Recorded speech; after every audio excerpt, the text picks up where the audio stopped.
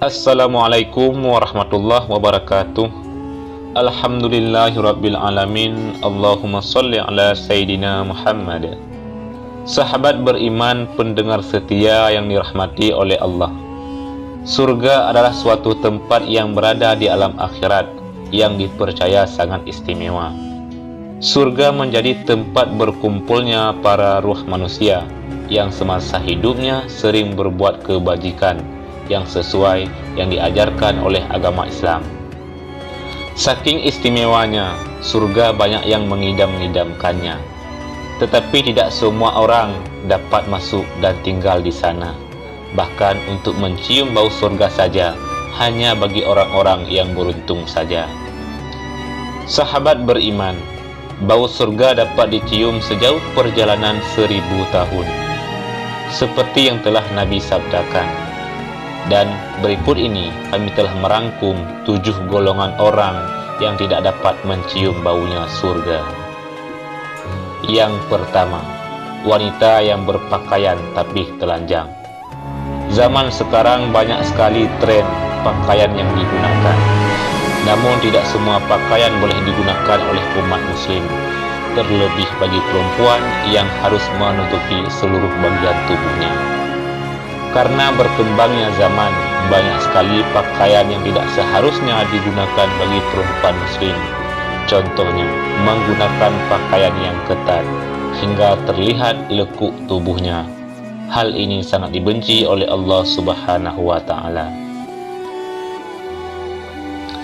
Rasulullah SAW bersabda, "Dua golongan penghuni neraka yang belum pernah aku lihat. Kaum membawa cambuk seperti ekor sapi. Dengannya ia memukuli orang dan wanita-wanita yang berpakaian tapi telanjang. Mereka berlenggak-lenggok dan condong dari ketaatan. Rambut mereka seperti punuk unta yang miring. Mereka tidak masuk surga dan tidak akan mencium baunya.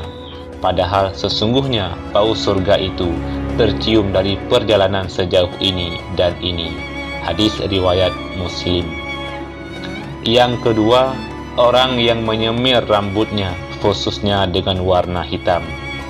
Hal yang dianggap sepele tetapi besar mudaratnya bagi umat muslim yang melakukannya. Bagi mereka yang menyemir rambut dengan menggunakan warna hitam, maka tidak akan merasakan baunya surga. Rasulullah SAW bersabda, pada akhir zaman nanti akan ada orang-orang yang mengecat rambutnya dengan warna hitam, seperti warna mayoritas dada merpati. Mereka tidak akan mendapati baunya surga. Hadis riwayat Abu Daud. Yang ketiga, wanita yang minta cerai tanpa alasan perceraian. Perceraian adalah perkara yang sangat dibenci oleh Allah Subhanahu wa Ta'ala. Terlebih lagi jika perempuan yang meminta perceraian tersebut kepada suaminya dengan tanpa alasan. Sebagaimana sabda Rasulullah SAW, siapapun wanita yang meminta cerai kepada suaminya bukan karena kesalahan, maka haram baginya bau surga. Hadis riwayat Abu Daud. Yang keempat, orang yang sombong. Orang sombong adalah orang yang tidak dapat mencium baunya surga kelak.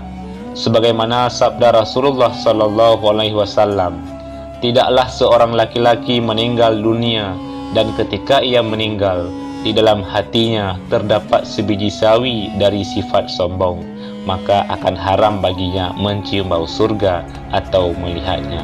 Hadis riwayat Ahmad. Yang kelima, orang-orang yang mendurhakai kedua ibu bapanya. Rasulullah SAW bersabda, 3 manusia tidak akan masuk ke dalam surga, yaitu orang-orang yang mendurhakai kedua ibu bapanya, perempuan yang menyerupai laki-laki, dan dayyus, lelaki yang tidak menjaga muruah istrinya. Hadis riwayat Imam As-Suyuti. Yang keenam, orang yang memutuskan tali persaudaraan atau tali silaturahmi. Dari Az-Zuhri, Rasulullah SAW bersabda, tidak akan masuk surga bagi yang memutuskan silaturahim. Hadis riwayat Imam Muslim.